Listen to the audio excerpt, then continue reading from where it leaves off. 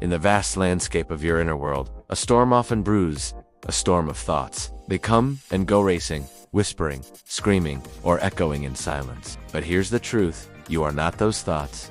You are the stillness watching it all. Welcome to this sacred space. Today, we journey inward to meet the one behind the mind. Breathe deeply. Let's begin. Chapter 1. What are thoughts? You don't select them, you can't control them. You don't even know where they come from. They are generated by your brain, a complex network of neurons firing electrical impulses. These thoughts weave stories, some comforting, others distressing. This means we give excessive importance to our thoughts, treating them as commands or rules rather than the mental events they truly are. When we do this, we open the door to emotional suffering. The ego is a false identity constructed by our thoughts, a character we play in the drama of life. It tells us stories like, I am not enough, people must like me, or I am superior. But these stories are not gospel. They are mental narratives that we've accepted as fact. It's about stepping back from the constant chatter of the mind and recognizing that you are not your thoughts. The ego clings to these thoughts because they reinforce its sense of self. It fears the moment it lets go, revealing the vast emptiness within. It's a shift in perspective, a realization that you are not the puppet of your thoughts, but the one who can observe them,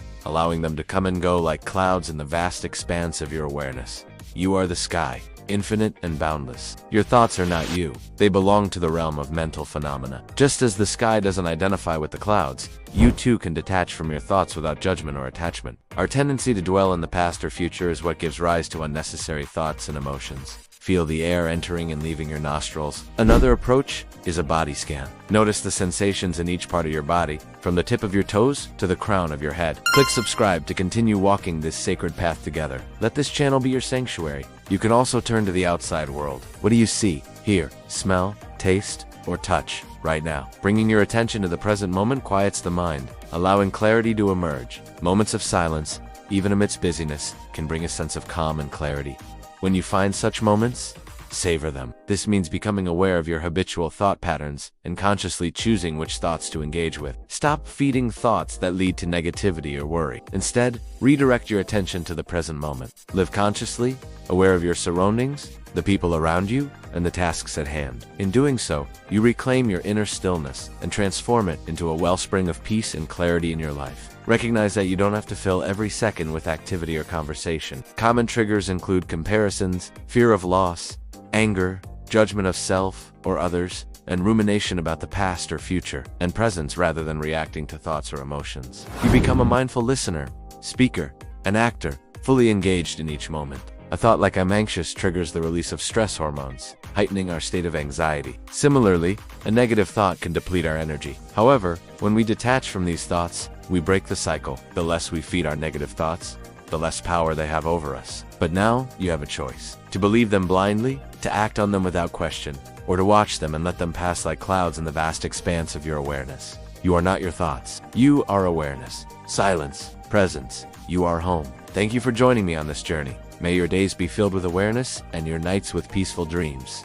Until next time, the more we anchor ourselves in the present moment, the more we train our minds to be aware without judgment. Over time, this practice cleanses our emotional body, allowing us to experience a lighter, more peaceful state of being. This practice transforms how you interact with yourself, others, and the world around you. You are not separate from your thoughts, feelings, or the world around you. Instead, you are part of a greater whole. Now ask yourself, who am I? You might find the answer isn't a thought at all. You are the one who experiences thoughts. You are the one who observes the ever-changing landscape of your mind. This state of mind allows you to navigate life with intention and clarity, making conscious choices that align with your values and goals. Use mantras or the breath as anchors to dissolve mental noise. Focusing on the breath can pull you back to the present moment. Whenever your mind starts to wander, a mantra, a word or phrase repeated silently, can also help quiet the mind and bring you back to stillness. These thoughts pull us away from the present moment and can lead to unnecessary stress and worry. When we anchor ourselves in the present, many of these thoughts fall away. Picture this.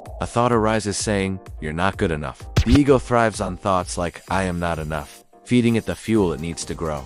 Question everything you think you know. Deconstruct the stories your mind tells you. Embrace uncertainty. Let go of the need for certainty. This is where your true journey begins. Instead of recognizing it as a mere thought, we internalize it. We ruminate over its message, allowing it to erode ourselves. Why? Because we've stopped seeing ourselves as separate from our thoughts. Instead of giving in to the urge to mentally solve every problem or figure everything out, allow yourself to sit with the uncertainty. Embrace the questions instead of seeking immediate answers.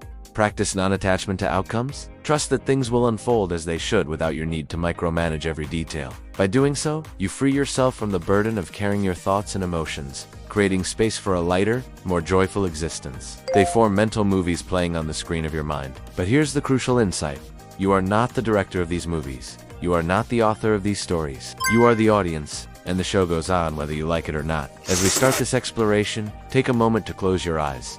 Observe the thoughts that arise. Notice their constant flow. Some are like gentle whispers, others like loud alarms. Some bring joy, others cause pain. Yet despite their power to influence us, it's crucial to remember that these thoughts are not the only reality. They are merely visitors, passing through the vast expanse of our inner world. In essence, thoughts are mental events, fleeting occurrences that vanish as quickly as they appear. This belief shapes our understanding of self. We come to think that our thoughts define us. But this identification is an illusion. It's like mistaking the finger for the moon it's pointing at. Our thoughts are mental events. They come and go like clouds passing overhead, yet we cling to them as if they were permanent fixtures in the landscape of our being.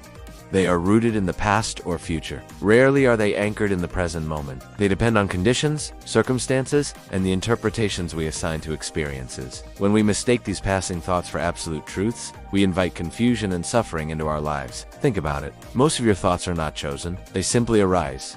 Chapter 2. Why do we identify with thoughts? From our earliest years, society instills in us the idea that I think, therefore, I am. We confuse our thoughts with our true selves, leading to cognitive over-identification. Chapter 3. The birth of the ego. When we mistake thoughts for truth, we lay the foundation for the ego. Remember, your real self is timeless and complete. It doesn't need thoughts to define or validate it. Thoughts are mental events, nothing more. Chapter 4. Becoming the observer. Becoming the observer is not a philosophical concept. It's a practical skill we can cultivate through everyday awareness, especially through meditation. Imagine your mind as a vast, open sky, and your thoughts are like clouds floating across that sky. They appear, they move, they disappear. This detachment doesn't mean suppressing or ignoring your thoughts. It's about acknowledging them without becoming entangled in their web. Chapter 5. The power of present awareness. Only the present moment is real. The past is gone. The future hasn't happened yet. How do we stay in the present? One way is by focusing on the breath. Chapter 6. If this journey is bringing you peace, if you're starting to feel the space between your thoughts, pause with me for just a moment. Chapter 7.